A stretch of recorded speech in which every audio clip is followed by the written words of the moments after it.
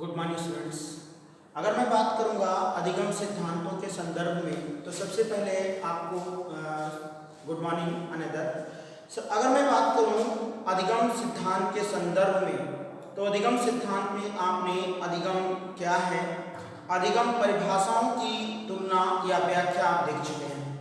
उसी संदर्भ में आज आपके सामने उस सिद्धांत की चर्चा करने जा रहा हूं जो आपके यूपी टेट या शिक्षक भर्ती परीक्षाओं में अति महत्वपूर्ण है। यदि मैं इस सिद्धांत की बात करूंगा अर्थात आपके सामने इसका नाम है थांडाई का अधिगम सिद्धांत। यदि मैं थांडाई के बारे में थोड़ी सी जानकारी आपको दे दें, फिर आपको बता दें, सिर्फ व सिर्फ आप यह वीडियो सुन लीजिए और आपका थांडाई से आए हुए हर प्रश्न का उत्तर दे दीजिए। यदि मैं एडवर्ड एल थांडाई की बात करूं, वास्तव में इनका पूरा नाम क्या था? एडवर्ड एल थांडाई था, जो कि अमेरिका का निवासी था। एडवर्ड एल थांडाई अमेरिका का निवासी था। इनके द्वारा ट्रायल एंड एरर थ्योरी अर्थात प्रयास एवं त्रुटि के सिद्धांत का प्रतिपादन किया गया। प्रयास एवं त्रुटि के सिद्धांत के प्रतिपादनकर्ता कौन है? तो आंसर आता है Edward L thandai. Edward L thandai के द्वारा अपने सिद्धांत का प्रतिपादन 1898 ईस्वी में किया गया। अगर मैं बात करूं एडवर्ड एल थांडाई के द्वारा अपने सिद्धांत का प्रतिपादन 1898 ईस्वी में किया गया। थांडाई के बारे में बात की जाए तो थांडाई मुख्य रूप से एनिमल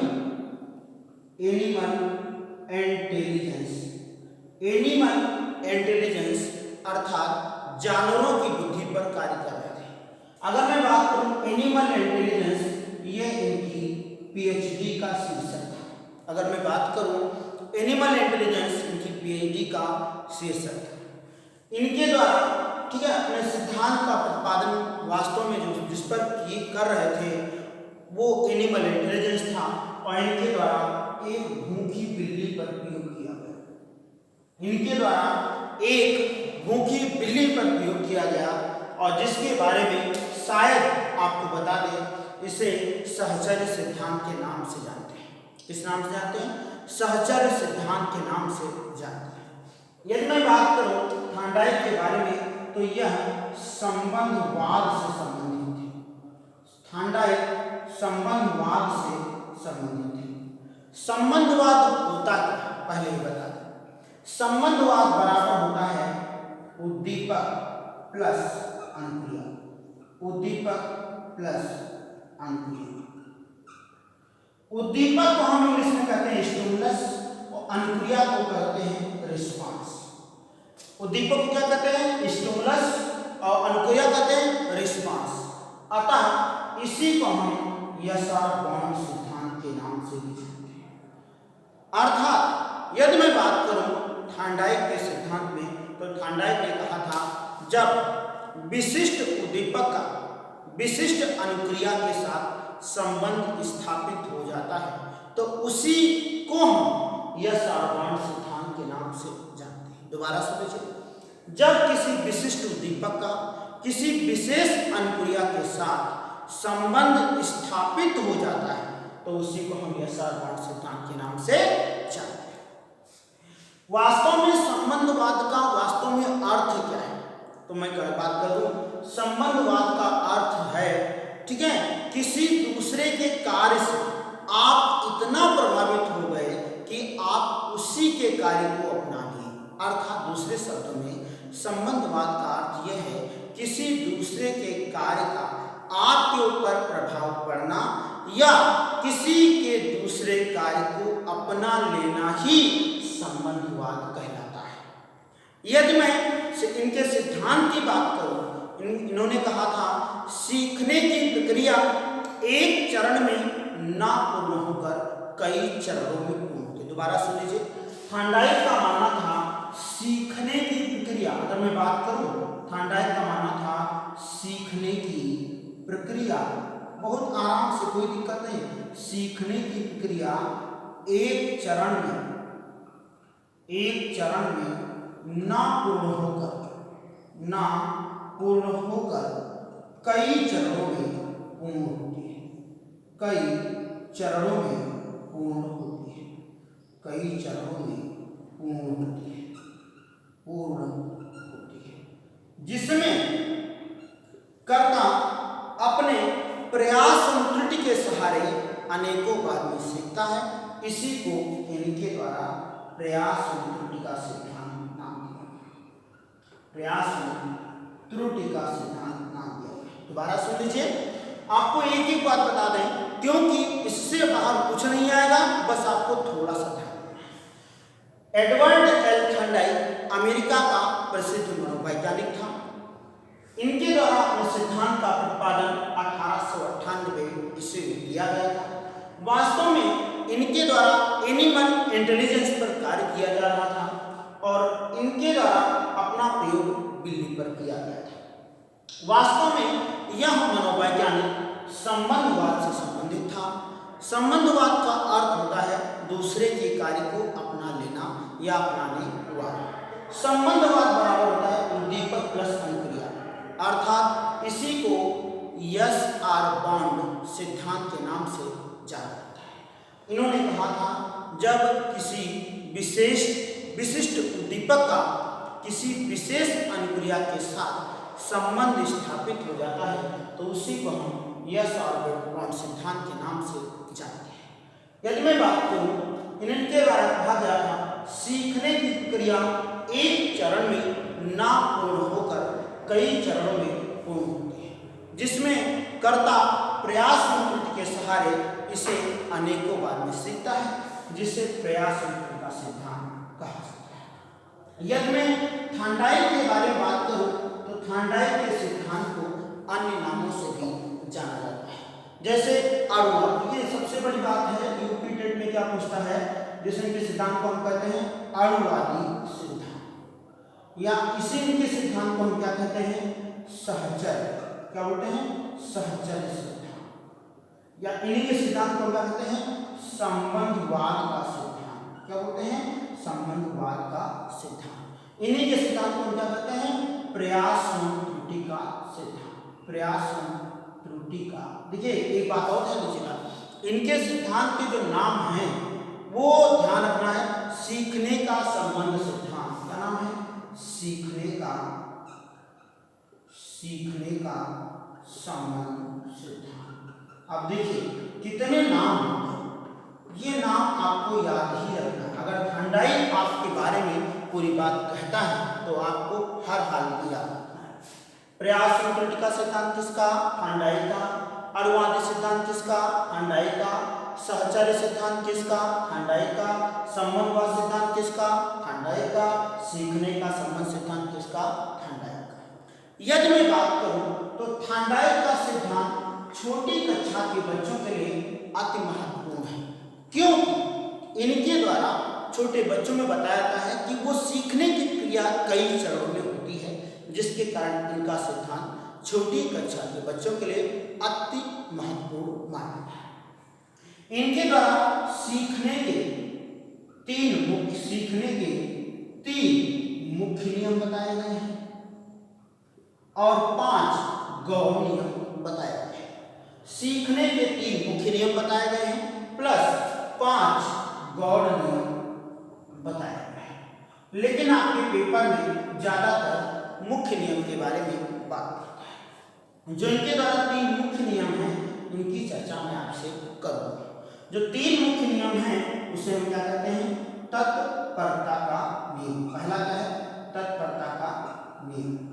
दूसरा क्या है, अभ्यास का नियम, अभ्यास का नियम। और तीसरा क्या है, प्रभाव का नियम, प्रभाव का नियम। यदि मैं बात करूं थॉर्नडाइक के 3 नियमों के बारे में, जिसे हम सीखने के नियम भी कहते हैं। पहला क्या है, तत्परता का नियम। दूसरा क्या है, अभ्यास का नियम। तीसरा क्या है, प्रभाव का नियम। First is law of readiness, second is law of exercise, third is law of effect. तत्परता के नियम को प्राथमिक मूलभूत नियम के नाम से भी जानते हैं, या इसी को हम कहते हैं बेसिक लॉ। क्या कहते हैं, बेसिक लॉ। ठीक है, या प्राथमिक मूलभूत नियम या मूलभूत बेसिक नियम के नाम जानते हैं। अर्थात यदि कोई व्यक्ति कार्य करने के लिए तत्पर होगा तभी वो अभ्यास करेगा, यदि वो अभ्यास करेगा तो उसका प्रभाव उसके सामने दिखलाई देगा। तो ये थांडाई के 3 मुख्य नियम थे। अच्छा, थांडाई कितना फेमस क्यों हुआ, तो आपको एक बताते हैं कहानी। थांडाई के बारे में बात की गई और इनकी 3 विशेषताओं के बारे में चर्चा की गई थी।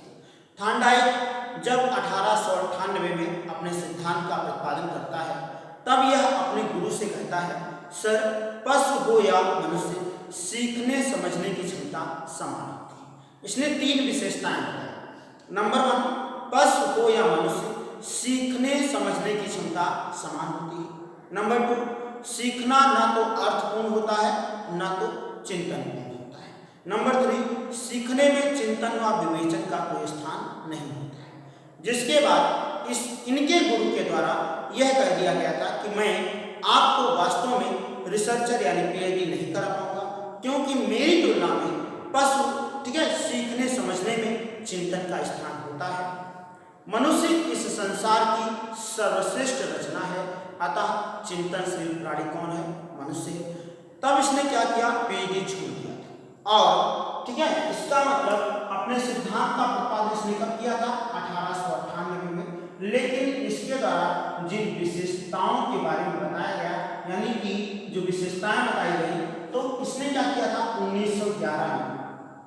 1911 में पुनः अपने गुरु के पास वापस आया था और कहा था कि हाँ, ठीक है, मनुष्य इस संसार, यानी कि इनके द्वारा जो पहले 3 विशेषताएं बताई गई थी उन्हीं को पुनः रिपीट किया गया। बस इतना अंतर किया गया, जो पहले बताया था कि मनुष्य में चिंतन विवेचन का स्थान नहीं होता है, तो बाद में क्या कर रहे हैं? ठीक है, चिंतन विवेचन का स्थान होता है। मनुष्य इस संसार की सर्वश्रेष्ठ रचना है, अतः सबसे चिंतनशील प्राणी या खोजबीन प्राणी कौन है? मनुष्य है। इसने कहा कि पशुओं में, ठीक है, अगर बात की जाए, सीखने में कोई परिवर्तन नहीं पाया गया, अतः सीखने समझने की क्षमता मनुष्य में पशुओं की तुलना में कहीं अधिक होती है। जैसे अगर मैं बता दूं, आपको कोई भी मनोवैज्ञानिक है या संसार का कोई भी व्यक्ति है, यदि वो अपनी गलती को स्वीकार करता है तो वो संसार का सबसे अच्छा व्यक्ति कहलाता है। उसी तरह थांडाई थे। थांडाई ने प्रारंभ में तो कहा था कि मनुष्य और पशु में सीखने समझने की क्षमता समान होती है, लेकिन 1911 में इनके द्वारा स्वयं कहा गया था कि मैंने पशु को कोई चिंतन करते नहीं पाया, अतः सीखने समझने की क्षमता पशुओं की तुलना में मनुष्य में सबसे अधिक होती है। यदि मैं थांडाई के बारे में बात करूं तो थांडाई का वास्तव में सिद्धांत उद्देश्य अपने उद्देश्य को पहुंचने में काफी मददगार साबित होता है, अतः इसलिए छोटी कक्षा के बच्चों के लिए इनका सिद्धांत अति महत्वपूर्ण माना जाता है। दोबारा सुन लीजिए थोड़े से तथ्य। यदि मैं थांडाई के बारे में बात करूं, थांडाई कहाँ का निवासी है? अमेरिका का निवासी है। थांडाई द्वारा अपने सिद्धांत का प्रतिपादन कब किया गया है? 1898 में किया गया है। इनके द्वारा 3 विशेषताओं की चर्चा की गई थी। इनके सिद्धांत के निम्नलिखित नाम हैं: अणुवादी सिद्धांत, प्रयासंतुटिका सिद्धांत, सहचर्य सिद्धांत, अभी आपने देखा ना, सहचर्य सिद्धांत, संबंधवाद का सिद्धांत, यह सब वर्ण सिद्धांत। यदि मैं बारे में बात करूं, इस थांडाई के बारे में उन्होंने 3 मुख्य नियम दिए हैं और 5 गौण नियम दिए हैं। मुख्य नियम में तत्परता का नियम, अभ्यास का नियम और प्रभाव। जब कोई व्यक्ति कोई कार्य करने के लिए तत्पर होगा तभी वो अभ्यास करेगा, यदि अभ्यास करेगा प्रभाव परिलक्षित होगा। इनका यह सिद्धांत छोटी कक्षा के लिए बच्चों के लिए अति महत्वपूर्ण है। इनका यह सिद्धांत उद्देश्य को प्राप्त करने में काफी सहायता प्रदान करता है। आज के लिए धन्यवाद। नेक्स्ट कड़ी में आपको महत्वपूर्ण प्रश्नों की श्रृंखला की बात करेंगे तथा एक और सिद्धांत बचा है, पुनर्बलन का सिद्धांत, क्लार्क एल के बारे में चर्चा की जाएगी। इसके बाद नेक्स्ट वीडियो में आपको नैतिक विकास सिद्धांत की चर्चा करेंगे। यदि आपको यह वीडियो अच्छा लगता है, लाइक शेयर सब्सक्राइब करिए और कैसा लगता है कमेंट बॉक्स करके बताइए। मैं आपसे पूरा वादा करता हूँ, जैसे हाँ इस बीच में कुछ वीडियो आपको नहीं दे पाया, वो कुछ पर्सनल मजबूरी की वजह से कि हाँ मैं आपको वीडियो नहीं दे पाया। बस आपको ये बताना है कि आप जो पढ़ रहे हैं वास्तव में शिक्षक भर्ती परीक्षा के लिए कितना महत्वपूर्ण है।